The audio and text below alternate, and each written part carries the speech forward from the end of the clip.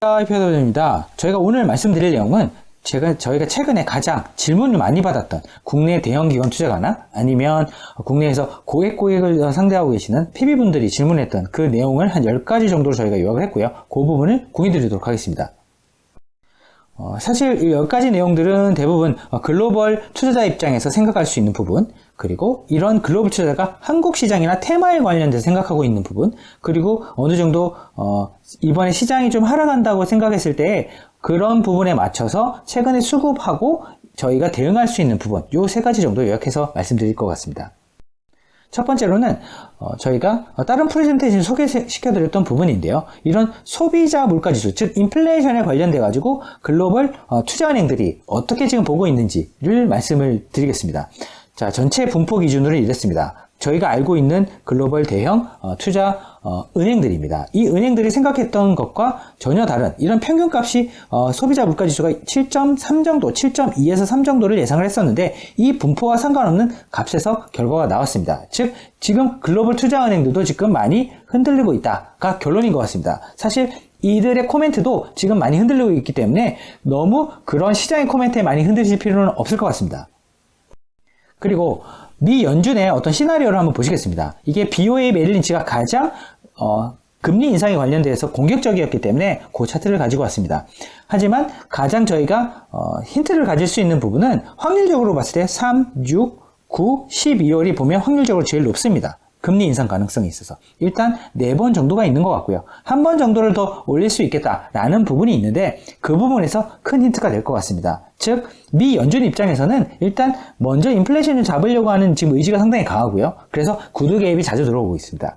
따라서 아마 4번 올린다 한다고 한다면 상반기에 2번, 하반기에 2번 올릴 텐데 플러스 한 번을 더 올리게 된다면 상반기에 아무래도 올리게 되지 않겠습니까? 그렇다고 한다면 만약에 내가 위험자산을 좀 사서, 즉 여기서 위험자산을 산다는 것은 금리를 기반으로 생각해 보시게 되면 금융 관련 종목이나 금융 관련 섹터나 산업을 사지 않을까 싶습니다.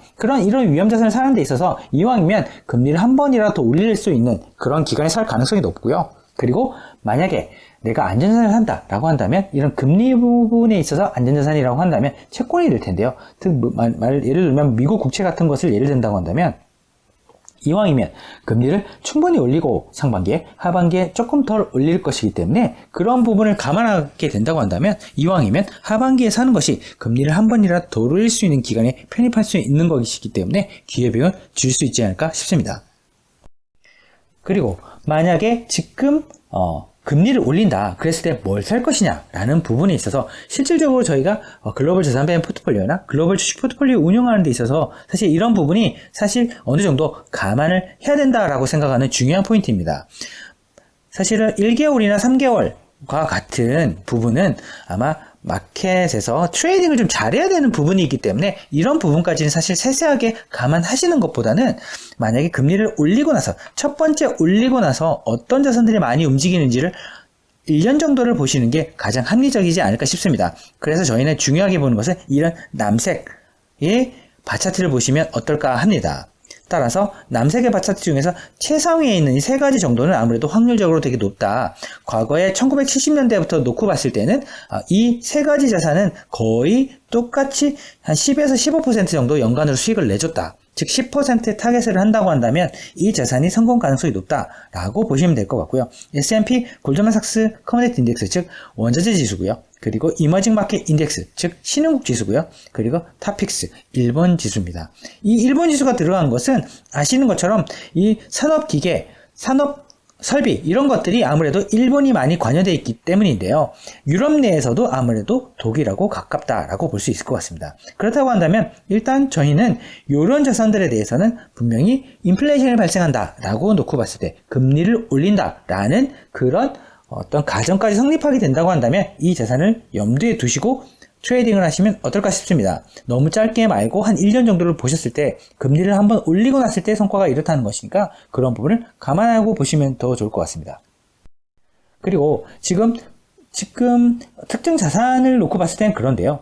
한번 국가 기준으로 만약에 내가 특정 국가의 주가 인덱스를 내가 사고 싶다라고 한다거나 관련된 펀드를 매입하고 싶다라고 했을 때 지금 센트럴 뱅크, 즉 중앙은행의 금리, 정책 금리에서 인플레이션을 뺀 값들이 보면 요 상단에 있는 국가들이 실제 미국 연초 대비해서 성과가 더 좋습니다.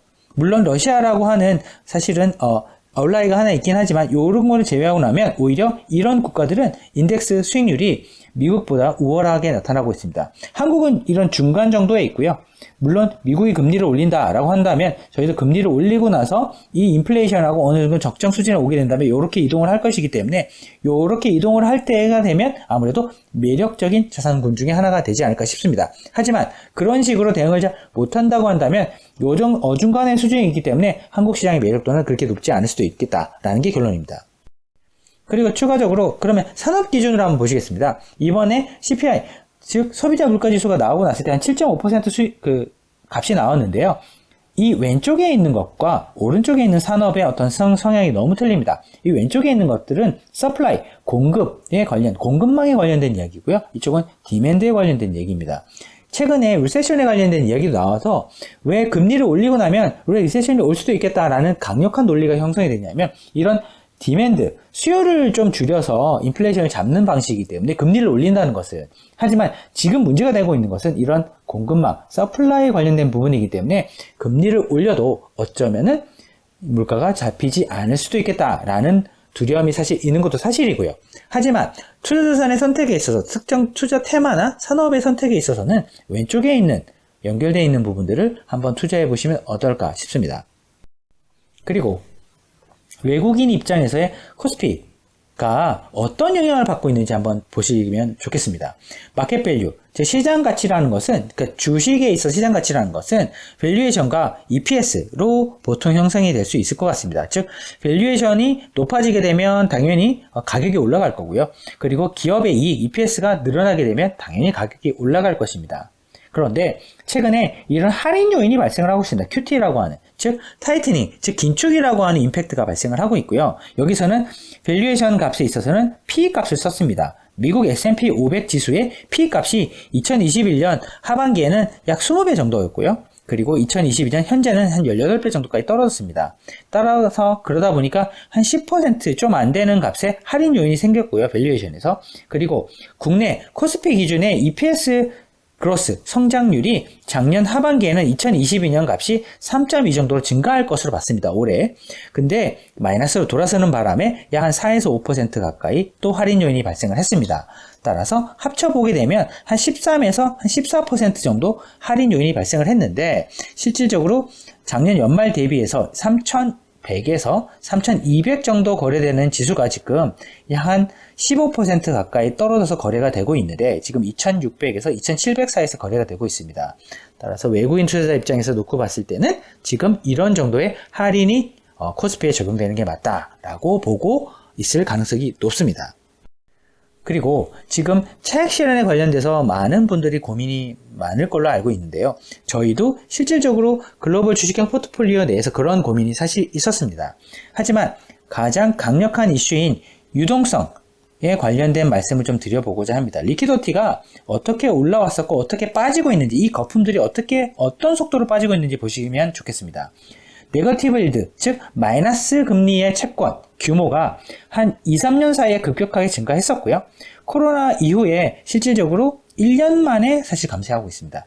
즉 2, 3년 만에 올라왔던 규모가 1년 만에 감소하고 있으니 약 3배 가까운 속도로 유동성이 감소하고 있다라고 보면 어느 정도 차익 실현의 힌트를 가지실 수 있지 않을까 싶습니다. 즉 내가 살 때 수익을 내는데 한 3년 걸렸다고 한다면 이 수익률이 빠지는 데에서는 한 3년이 아니라 1년 만에 빠질 수도 있겠다라는 부분이기 때문에 차익 실현의 속도도 좀 빨리 해보시는 게 어떨까 싶습니다. 왜냐하면 이게 거품이 빠지는 속도가 거품이 올라가는 속도에 비해서 지금 너무 극명하게 대조되게 나타나고 있는 부분이기 때문에 그 부분을 꼭 염두에 두시면 좋을 것 같습니다. 그리고 가장 지금 우크라이나 사태를 비롯해서 금리 인상에 따른 비관적인 시나리오가 많이 돌고 있는데요. 그럼 어느 정도까지 빠질 수 있냐를 한번 따져보겠습니다. 지금 이쪽은 CPI, 인플레이션이고요. 이쪽은 P, 밸류에이션입니다. 이런 밸류에이션과 인플레이션 값의 이런 매트릭스를 보시게 된다고 한다면 지금 7.5 정도의 인플레이션에 대응되는 값이 지금 미국 시장이 과거 이익 기준이 한 25배에서 거래가 되고 있습니다. 하지만 전체 분포를 봤을 때 이 정도 분포가 일반적인 추세고요. 즉 인플레이션이 떨어져서 이 정도로 밸류에이션이 유지가 되든지 아니면 인플레이션이 유지되면서 폭락할 수 있는 그런 두 가지 기로에 서 있다고 보시면 될 것 같습니다. 하지만 작년 연말 기준에 요 빨간 점에서 시장값이 요 정도까지 떨어졌고요. 약 한 15% 하락을 보였습니다. 이 15% 하락을 보였는데 그럼 끝난 거 아니냐라고 볼 수도 있는데요. 보이면 인플레이션이 계속 지속된다고 한다면 여기서 추가적으로 15% 정도 하락이 더 나타날 수도 있겠다라는 비관적인 시나리오 보실 수도 있습니다. 하지만 연준이 성공적으로 금리를 올리고 인플레이션을 잡고 우크라이나 사태가 진정이 된다라고 한다면 연준은 이렇게 떨어진 거에서 이렇게 끌고 갈 가능성이 높아 보입니다. 즉 한 3% 전후의 인플레이션을 잡아서 지금 현재 시장에서 거래되고 있는 20배 전후의 밸류에이션으로 수렴을 하게 된다 라고 한다면 일단 여기서 하락이 어느 정도 진정될 수 있을 것 같고요. 반대로 여기서 기업 이익이 미국의 S&P 500이 한 7에서 10% 정도 올해 이익이 증가하는 걸로 지금 예상되고 있기 때문에 이렇게 진정되고 난다면 이익이 증가하는 만큼 주가는 회복될 가능성도 충분히 있어 보입니다. 즉 비관적인 시나리오를 생각했을 때는 여기 30% 40% 하락인데 지금 절반 가까이 빠졌으니 추가로 그만큼 더 빠질 수 있겠다라는 비관적인 시나리오와 함께 인플레이션이 좀 잡힌다라고 보여진다고 한다면 주가는 오히려 회복되는 사이클을 보일 수도 있겠다라는 시나리오를 갖고 연관을 보시면 어떨까 합니다. 그리고 글로벌 수급에 있어서 한번 찾아보시게 되면은 지금 2월 첫째 주 기준의 수급을 BOA 본인들의 고객 어카운트를 기준, 계좌를 기준으로 사자와 팔자를 한번 놓고 봤더니 지금 하늘 색깔로, 즉 이게 연한 하늘 색깔로 표시된 것들이 2월 첫째 주 수급입니다. 물론 다 산 것처럼 보여집니다. 하지만 사주 평균, 그 이전의 사주 평균을 놓고 봤을 때 아직 대형 기관 투자, 머니 매니저들은 아직 주식을 사고 있지 않다고 보여집니다. 즉 이들이 지금 관망하고 있기 때문에 수급이 아직 방향성이 정해진 건 아니다. 그래서 저희도 너무 지금 적극적으로 대응하는 것은 너무 이를 수 있다라는 부분을 염두에 두시면 좋을 것 같습니다. 그리고 지금 제일 우려가 되는 것이 아무래도 리세션 아니겠습니까? 근데 이 리세션이 진짜 올 것이냐 라는 부분에 대해서는 누구도 단언할 수는 없습니다. 하지만 투자자들이 암묵적으로 움직이는 방향성은 아마도 섹터, 어떤 산업을 사고 어떤 산업이 주가가 빠지고 있는지에 따라서 힌트를 가질 수는 있을 것 같습니다. 그렇다고 한다면 보통 리세션이 온다라고 한다면 제일 주가가 좋은 것들이 보시면 텔레콤, 통신이죠. 그리고 IT, 커뮤니케이션 뭐 이런 것들이고요. 부동산도 상대적으로 좀 좋은 편에 속합니다. 하지만 보시는 것처럼 이 섹터들이나 산업들이 주가가 되게 약한 상태고요. 따라서 리세션도 아닐 가능성이 사실 조금 있어 보입니다. 하지만 그 경기에 민감하다고 할 수 있는 이런 에너지라든지 금융 이런 것들이나 산업재, 유틸리티는 사실 조금 보수적이라고 볼 수 있죠. 하지만 소재 이런 것들이 중간을 놓고 봤을 때 이런 친구들이 왼쪽에 있기 때문에 분명히 경기 민감한 섹터들이 지금 주가가 좀 좋은 상태인 것 같습니다. 따라서 리세션까지는 아닌 것 같고 지금 슬로우 다운 정도가 좀 합리적인 옵션이 아닐까 싶습니다. 하지만 이런 것들이 또 주가가 다 같이 빠지게 된다라고 한다면 아마도 지금 리세션일 수도 있겠다라는 부분을 감안을 하시긴 하셔야 될 것 같습니다. 하지만 지금 현재 시점으로 봤을 때는 리세션을 이야기하기에는 너무 이른 것 같고요. 보시는 것처럼. 하지만 슬로우 다운을 생각해 볼 수는 있겠다. 연준이 어느 정도의 매파적으로 허키쉬하게 나오는지에 따라서 정도를 한번 염두에 두시면 어떨까 합니다. 하지만 제가 오늘 프레젠테이션, 이 Q&A를 통해서 말씀드리고자 한 부분 중에서 가장 중요한 부분은 지금은 사이클이 바뀌었다는 것입니다. 즉 유동성이 더 이상 공급되지 않고 유동성이 마르고 있으며 오히려 금리를 올려야 되는 상황이며 그런데 그 사이 동안에서 큰 변화가 나타나기 시작했는데 그런 부분에 있어서 어떤 자산과 어떤 국가와 어떤 섹터가 움직이는지 유심히 보시게 된다고 한다면 오히려 2022년은 높은 변동성 속에서도 오히려 성과를 낼 수 있는 좋은 한 해가 될 수도 있겠다라는 부분입니다. 그래서 저희는 오늘 말씀드렸던 내용 중에서 혹시 10가지 Q&A 중에서 뭔가 바뀌는 부분이 있다라고 한다면 저희가 적극적으로 그런 부분을 업데이트해서 공유드리도록 하겠습니다. 감사합니다.